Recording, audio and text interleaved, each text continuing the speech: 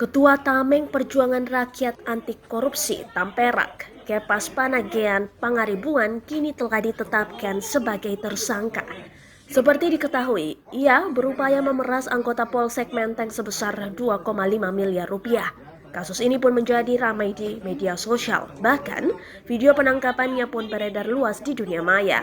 Dilansir dari kompas.com, HW, anggota Polsek Menteng yang diperas telah mentransfer uang sebesar 50 juta rupiah ke rekening LSM tersebut.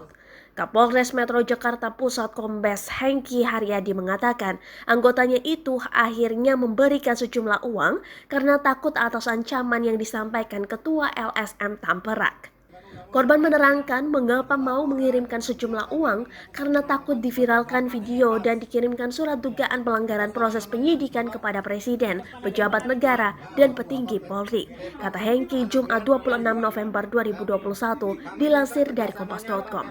Pada intinya, Kepas menuding HW telah melanggar standar operasional prosedur saat menangkap 5 orang terkait kasus begal karyawati Basarnas. Kepas mempertanyakan mengapa 4 dari 5 orang yang ditangkap itu dikirim ke panti rehabilitasi narkoba. Hengki menegaskan pengiriman 5 orang ke panti dilakukan karena mereka positif mengonsumsi narkoba berdasarkan tes urin. Namun, polisi tak menemukan alat bukti terkait keterlibatan mereka dengan kasus begal. Hengki menegaskan bahwa anggotanya sama sekali tidak melakukan pelanggaran sebagaimana yang dituduhkan oleh Kepas. Bahkan, HW sudah menjalani pemeriksaan Propam Polda Metro Jaya tidak ditemukan pelanggaran SOP atau etik disiplin Polri. Namun, ancaman yang disampaikan LSM itu membuat korban khawatir.